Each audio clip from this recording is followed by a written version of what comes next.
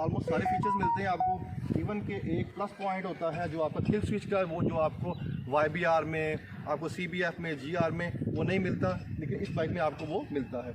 लेकिन अगर आप 40, 45, 50 किलोमीटर का पैच करते हैं तो फिर आपके लिए कोई इशू नहीं है, क्योंकि जो बाइक थोड़ी सी कर्वी होती है, जिनकी सीट्स, उनके अंदर आपको सीटिंग पॉस्चर ज़्यादा अच्छा मिलता है।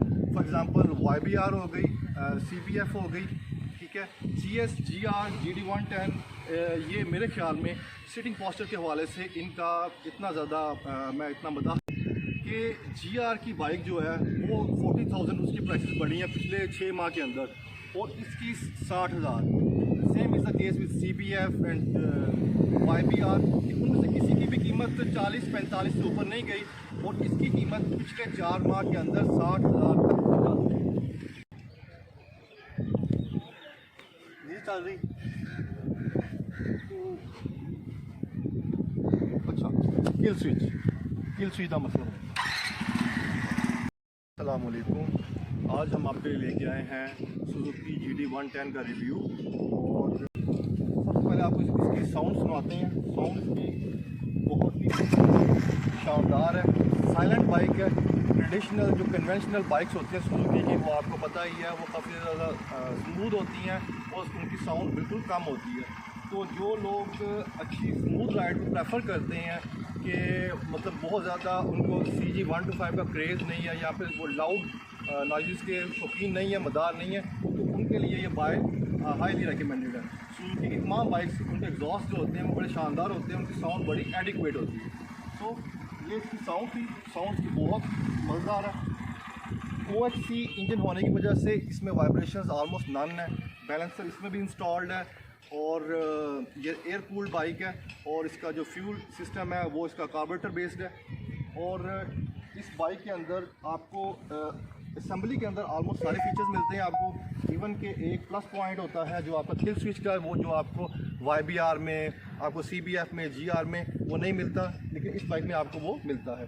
डिपर मौजूद है, हॉर्न, इसके इंडिकेटर्स, ठीक है, और सेल्फ स्टार्ट का ऑप्शन भी मौजूद है।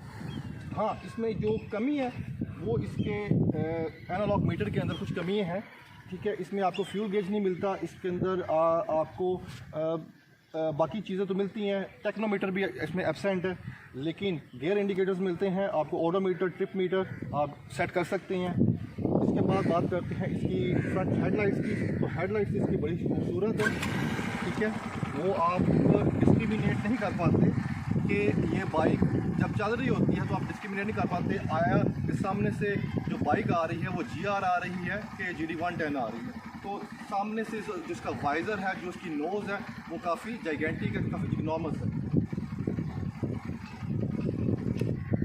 अब इसके बाद इसके अंदर हैलोजन बल्ब चलता है, और हैलोजन बल्ब को एट टाइम्स लोग रिप्लेस भी कर लेते हैं, और रिप्लेस करके इसके अंदर आप LED लाइट्स भी लगवा सकते हैं। और साथ में पार्किंग लाइट्स भी, उसी के अंदर पार्किंग बल्ब है। पार्किंग लाइट सेपरेटली आपको नहीं मिलती, लेकिन वो एक काफ़ी एडिक्वेट लाइट है, वो आपको काम दे देती है। इसके बाद बात करते हैं इसके इंजन की। तो इंजन इसका बड़ा स्मूथ है, OHC होने की वजह से, और हेड कैम इंजन होने की वजह से वाइब्रेशन ये बिल्कुल नहीं देता आपको, बहुत ही स्मूथ ड्राइव मिलती है। लेकिन आप लॉन्ग टूर्स पे इसको रेकमेंड मैं नहीं कर सकता, क्योंकि इसकी जो ग्राउंड क्लियरेंस है वो अलग काम है। इसकी जो ग्राउंड क्लियरेंस है वो है 140 mm। बाकी जो बाइक्स चल रही हैं इस वक्त OHC single over head cam वाली, उन सब में सबसे ज़्यादा कम जो ग्राउंड क्लियरेंस है वो इसी बाइक की है। अनलकीली इसकी 140 इसकी मिलीमीटर में ग्राउंड क्लियरेंस है। तो इवन तो जो आपके मोहल्ले के अंदर जो होते हैं स्पीड ब्रेकर वगैरह, वहाँ पर भी ये बाइक नीचे टच होती है। लेकिन अगर आप मेन रोड के ऊपर रहते हैं, if you move from one city to another, then it is not going to be an issue.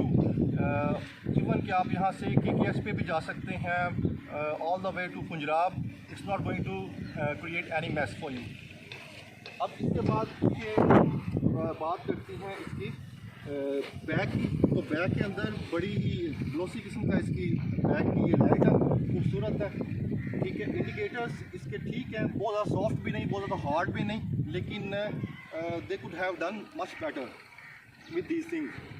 As far as this seat is concern, it's pretty soft, ठीक है, GR जैसी नहीं, इतनी ज़्यादा स्मूथ, इतनी ज़्यादा सॉफ्ट नहीं है, लेकिन फिर भी CBF से बेहतर है, YBR से बेहतर है और मज़ेदार है। ये आपको थकने ही नहीं देगी। सिटिंग पोस्चर इसका अच्छा है, ठीक है, लेकिन लंबी ड्राइव के अंदर मेरा ख्याल है थोड़ा सा थका देगी। लेकिन अगर आप 40, 45, 50 किलोमीटर का पैच करते हैं तो फिर आपके लिए कोई इशू नहीं है, क्योंकि जो बाइक थोड़ी सी कर्वी होती है, जिनकी सीट्स, उनके अंदर आपको सिटिंग पोस्चर ज़्यादा अच्छा मिलता है।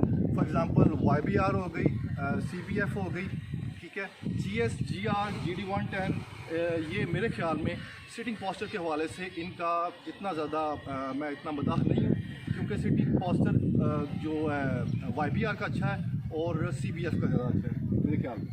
और इसके बाद इसका फ्यूल टैंक की बात करते हैं। ये फ्यूल टैंक एक इसका वीक पॉइंट है कि इसके अंदर सिर्फ और सिर्फ 9 लीटर्स तक पेट्रोल आप स्टोर कर सकते हैं। जो इसका लिड है वो भी बड़ा टाइनी सा है, लेकिन एक अच्छा इसके साथ अच्छा ये दिखता है, इसके साथ अच्छा रिजेंबल करता है।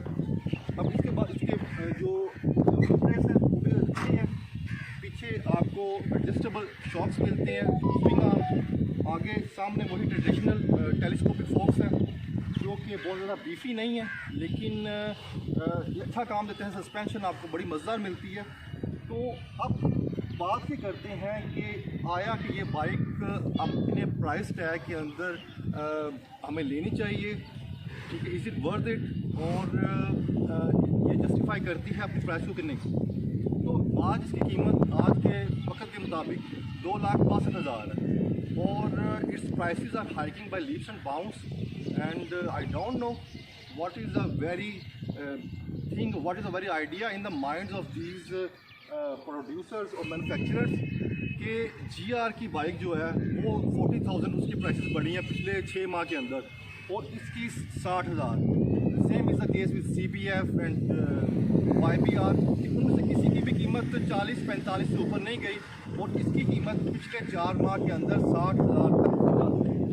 हाँ, ये इसकी बाइक चल रही है पाकिस्तान के अंदर, और अभी भी इसकी जो डिमांड है वो सबसे ज़्यादा है। आया कि इसकी प्राइसेस बहुत ज़्यादा बढ़ी हैं, लेकिन फिर भी डिमांड ज़्यादा होने की वजह से इसकी जो रीसेल वैल्यू है वो भी बहुत ज़्यादा है। ये वैल्यू फॉर मनी है, ठीक है। आपके पास अगर GR है, GS है, CBF है, तो आपके लिए बहुत ज़्यादा इश्यूज़ हैं। आपने उसको बेचना है तो आपने पहले दिन ही शोरूम से निकालते वक्त ही आपकी 60-70 हज़ार प्राइस कम हो जाती है। लेकिन this is not going to be an issue with this particular bike, ठीक है। इसकी रीसेल वैल्यू बहुत अच्छी है। आप अगर थोड़ी देर बाद इसको बेचना भी चाहें तो ये आपके लिए कोई इशू नहीं करेगी, ठीक है। अब बात करते हैं इसके कुछ मज़ीद फीचर्स की, ठीक है। इसकी प्लास्टिक बॉडी है काफ़ी हद तक, इसका मड गार्ड प्लास्टिक का है, इसका ये जो फ्रंट का जो फेंडर है वो भी इसका प्लास्टिक का है। लेकिन ये एक प्लस पॉइंट है। अक्सर जो हमारे कन्वेंशनल लोग हैं, राइडर्स हैं, वो इस चीज़ को बुरा समझते हैं, बुरा गर्दानते हैं कि आप स्टील की बॉडी ज़्यादा से ज़्यादा होनी चाहिए ताकि जो चीज़ टूटे या तो टूटे ना, अगर टूट जाए तो रिप्लेसेबल हो और उसके चीप पार्ट्स मिले। लेकिन इसका प्लस पॉइंट ये होता है प्लास्टिक बॉडी का कि अगर आप एहतियात से चलाते हैं तो आपको कोई भी ज़ायद आपको पैसे खर्च नहीं करने पड़ते। इसको रस्ट नहीं लगती, जंग नहीं लगता, और ये आपके पास डिकेड्स तक रहती हैं ये बाइक्स, ठीक हो गया। तो अभी छोटी सी आपको इसकी राइड मैं लेता हूँ और उसके बारे में आपको दिखाते हैं how smooth this bike is.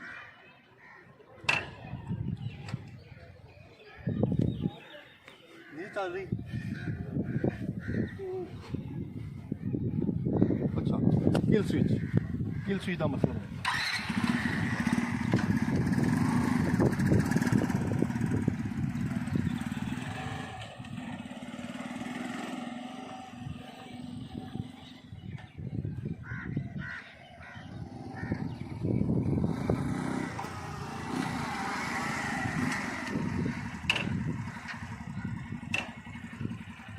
अच्छा जी, तो बाइक चलने में वाकई बहुत स्मूथ है। इसके जब सारे गियर आगे को लगते हैं, ठीक है जी, रिटर्न इसके गियर नहीं है, सारे फॉरवर्ड और गेयर बहुत ही स्मूथ है। अगर आप इसको प्रॉपर टाइम के ऊपर गेयर को निकालते और डालते हैं तो फिर आपका बिल्कुल भी साउंड भी नहीं आएगी, इतनी ज़्यादा स्मूथ है, बाइक ज़्यादा मज़ेदार।